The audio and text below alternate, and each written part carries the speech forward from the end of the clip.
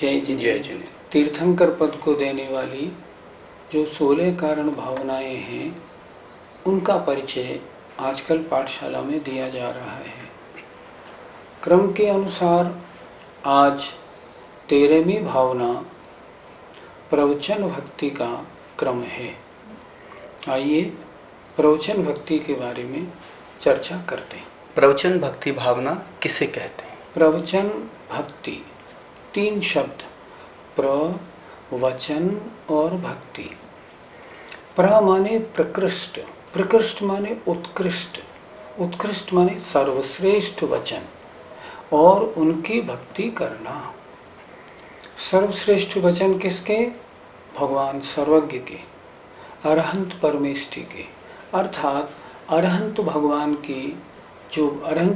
की जो उपदेश है, जो वचन है, उसकी भक्ति करना, उनकी दिव्य ध्वनि की भक्ति करना, आगम की भक्ति करना, इसका नाम है प्रवचन भक्ति। आगम शब्द से हमें क्या समझना चाहिए? आ माने जो अरहंत भगवान के द्वारा कही गई हो, गा माने गणधर देव ने जिसको स्वीकार या रिसीव किया हो और उसके बाद अंग पूर्वों का गंथन किया हो, और माँ माने मुनियों के द्वारा जो लिखी गई हो।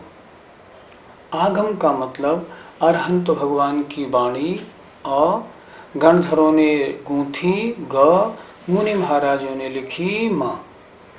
अर्थात भगवान की दिव्य ध्वनि के अनुसार गणधर देव ने जो बताया उसके अनुसार जो अंग पूर्व गूंथे गए, उनके अनुसार आचार्यों ने जो इन ग्रंथों को लिखा है, जो आचार्य प्रणीत ग्रंथ हैं, उन्हें हम कहेंगे आगम।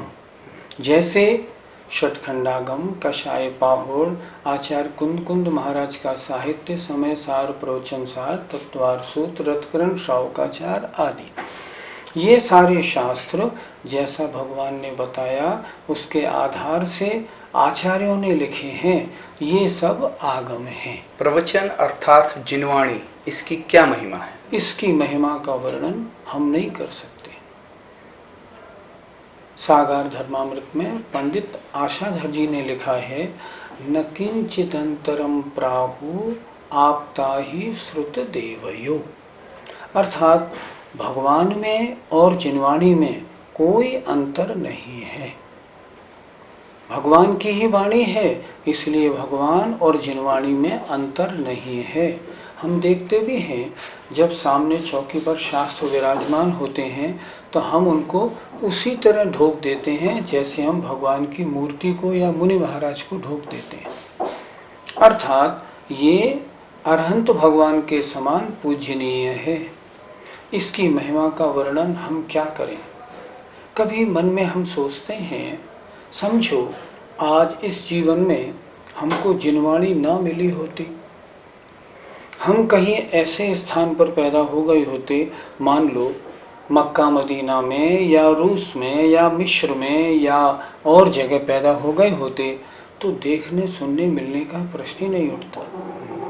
और जिनवाणी न मिली होती सुनने को, तो हमारा क्या हुआ होता हम कुछ नहीं कह सकते। आज जो कुछ हमने जीवन में सीखा समझा है वो जिनवाणी की ही तो देन है। हम भगवान भक्ति करते हैं, षट कर्मों में लगे हैं, नित्य प्रति मंदिर जाते हैं, स्वाध्याय करते हैं, सामायिक करते हैं, भक्ष भक्ष का विवेक रखते हैं, सत्य व्यसन का सेवन नहीं करते। ये हमें किसने सिखाया? जिनवाणी नहीं तो सिखाया।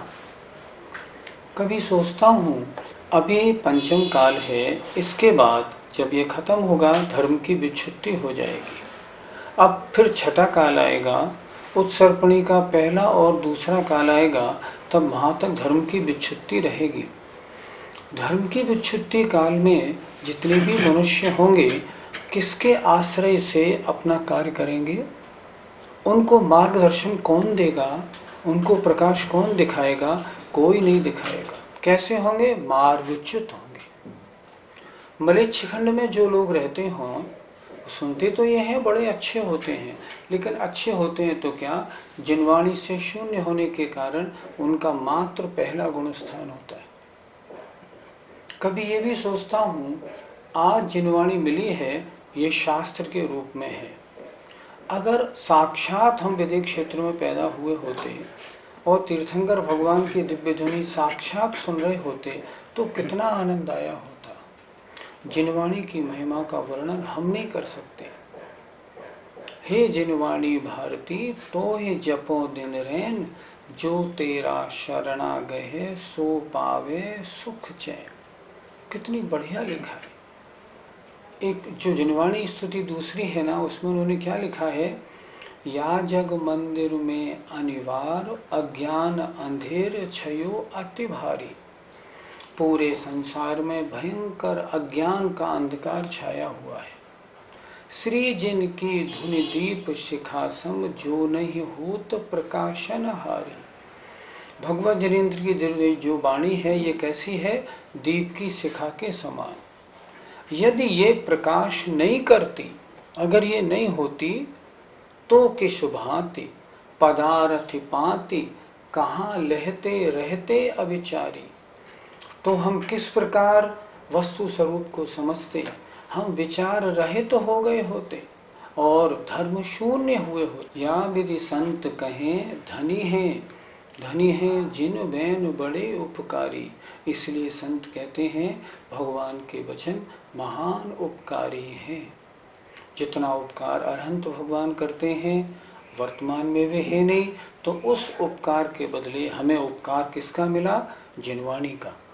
हमारे साधु हमें उपदेश देते हैं, लेकिन साधुओं को भी ज्ञान मिला तो जिनवाणी से। तो आज जो भी कुछ महिमा है सब जिनवाणी की महिमा है। हमारा आगम कितने भागों में बटा हुआ है? आचार्य सुमंतभद्र महाराज ने सर्वप्रथम हमारे आगम को 4 भागों में विभाजित किया। उनके विषयानुसार प्रथमान योग, करणान योग, चरणान योग और द्रव्यान योग। हम पूजा में बोलते भी हैं प्रथमम करणम चरणम द्रव्यम नमः। जिनवाणी को 4 भागों में सर्वप्रथम आचार्य सुमंतभद्र महाराज ने रत्नकरंडक श्रावकाचार्य में विभाजित किया है। करणान योग से हमें क्या लाभ है और इसके कौन कौन से शास्त्र हैं? करणान योग किसे कहते हैं, अर्थात जिन शास्त्रों में लोक और अलोक के बारे में कहा हो, चारों गतियों की चर्चा हो, पहला दूसरे काल आदि का वर्णन हो, उसे हम कहते हैं करणान योग। गणित के कारण कुछ लोग गुणस्थान मार्गणा आदि को भी करणान योग कहते हैं, पर वास्तव में गुणस्थान मार्गणा आदि का वर्णन जिन शास्त्रों में है वे शास्त्र द्रव्यान योग के हैं, करणान योग के नहीं। समंतभद्र महाराज ने स्पष्ट लिखा है, लोकालोक विभक्ते युग परिवृत्ते चतुर्गति नाम च, जिसमें लोक और अलोक के विभाजन की चर्चा हो, युग परिवर्तन पहला काल दूसरा काल इसकी चर्चा हो और चारों गतियों का वर्णन हो, उसे कहते हैं करणान योग। धवला आदि ग्रंथ जो हैं ये द्रव्यान योग के ग्रंथ हैं, इसमें तो जीव और जीव के परिणाम आदि की चर्चा है।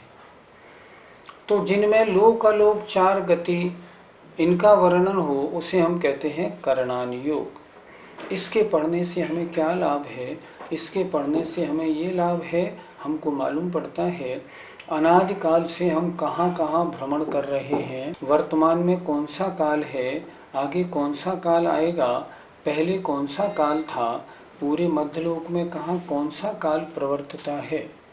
इन सब बातों को हम जानते हैं तो लोक अलोक को जानने से हमें चिंतन में बड़ी मदद मिलती है। हम सारे लोक का चिंतन करते हैं, ये भी धर्म ध्यान है।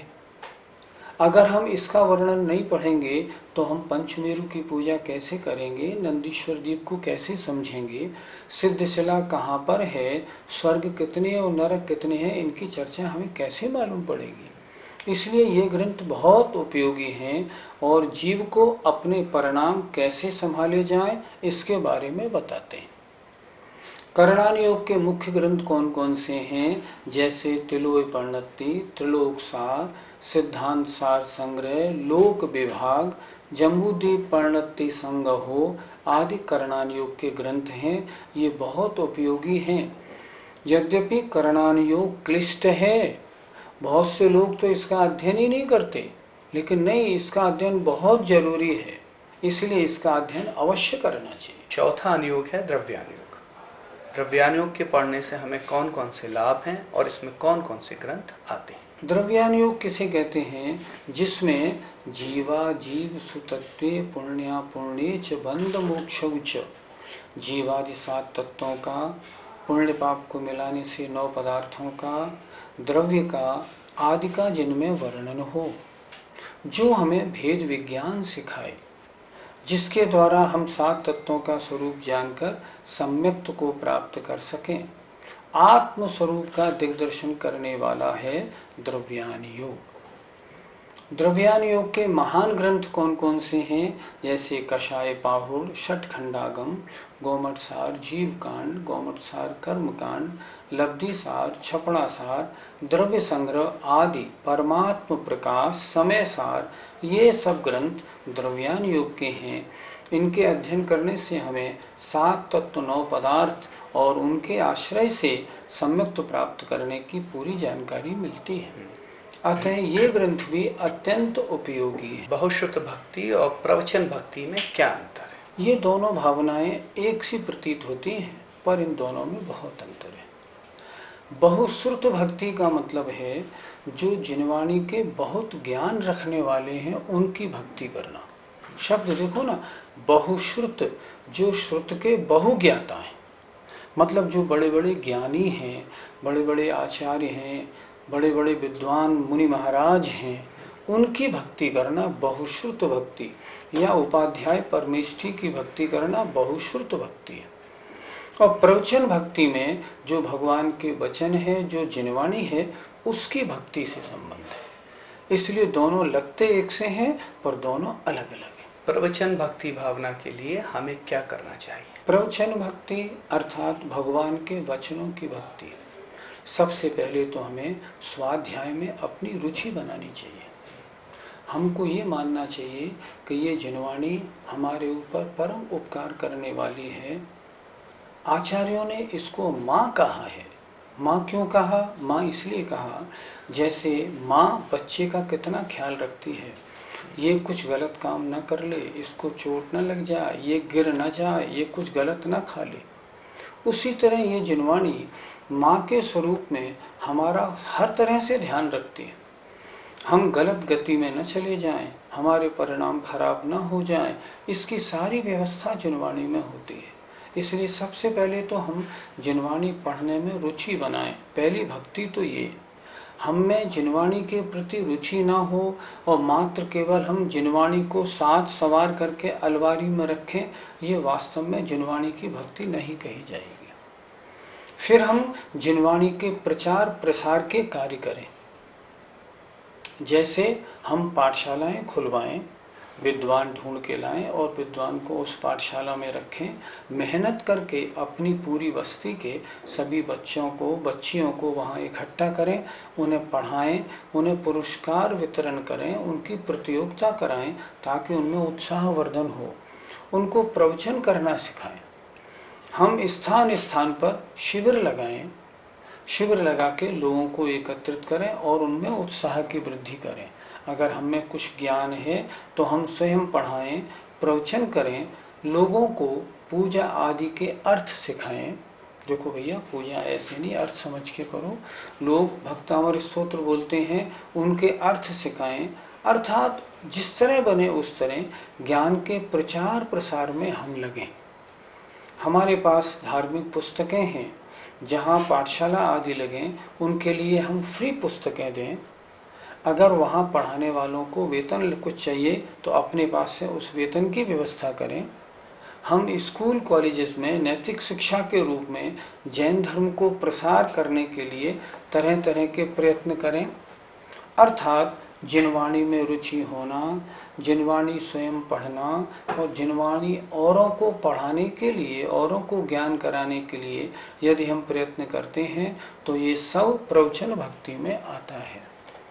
हमारे पास घर में अगर शास्त्र हैं तो हम शास्त्र की ओर पैर ना करके सोएं। हम शास्त्र को अलमारी में भी रखें ना मान लो तो ऊपर के खाने में रखें, नीचे ना रखें। हम शास्त्र अगर थोड़े से खराब हो गए हैं उनको जल्द बनवा के सही तरह से रखें, ये उनकी भक्ति है। हम शास्त्र का जब भी वाचन करें पूरी शुद्धि पूर्वक वाचन करें। चौकी पर या मेज पर शास्त्र विराजमान करें, पहले मंगलाचरण करें, फिर उसको पढ़ें और जब पढ़ चुके हैं तो फिर जिनवाणी स्तुति करके यथास्थान उसको विराजमान करें। जब हम जिनवाणी लेकर किसी शिविर में जा रहे हों तो हम जिनवाणी को नीचे लटका कर न ले जाएं। अगर नाभि से नीचे जिनवाणी हो जाएगी ना तो पाप बंध में कारण हो जाएगी। इसलिए जिनवाणी हो हाथ में तो यूँ रख के ले जाएं ताकि नाभि से ऊपर रहे। यदि हम ऐसा करेंगे तो क्या होगा, अगले जन्मों में श्रुत ज्ञानावरण का बहुत अच्छा क्षयोपशम होगा। हम जो आज कहते हैं ना हम शास्त्र सुनते हैं पर याद नहीं होता, ये सारी शिकायतें खत्म हो जाएंगी। ये शिकायतें क्यों ही, क्योंकि हमने जिनवाणी में पिछले भवों में रुचि नहीं ली, इसलिए श्रुत ज्ञानावरण का क्षयोपशम नहीं हुआ। अगर हम ऐसा काम करेंगे, जिनवाणी के प्रचार प्रसार में लगे रहेंगे तो क्या होगा, अगले जन्म में हमको श्रुत ज्ञानावरण का क्षयोपशम होगा। जो पढ़ेंगे सब का सब याद हो जाएगा। देखो माणिक चंद जी कौंदेव को 2 लाख श्लोक याद थे। ऐसा क्षयोपशम उन्हीं को मिलता है जो जिनवाणी की सेवा करते हैं। अतः हम प्रवचन भक्ति, भगवान के वचनों में चित्त में बड़ी भक्ति रखें। कभी कभी जिनवाणी की किताब में सरस्वती पूजा है, उस पूजा को किया करें। श्रुत पंचमी का अवसर आए तो श्रुत पंचमी के दिन सठ खंडागम संपूर्ण हुआ था, तो उस दिन हम फिर जिनवाणी की पूजा भक्ति करें। इन सब कार्यों को करना प्रवचन भक्ति कहलाती है। हमें आशा है आप सबने प्रवचन भक्ति का प्रकरण अच्छी प्रकार सुना होगा और आप जिनवाणी में स्वाध्याय में अपनी रुचि बनाएंगे, तभी आपका सुनना और हमारा सुनाना सफल होगा। समय आपका हो गया है। जय जिनेन्द्र।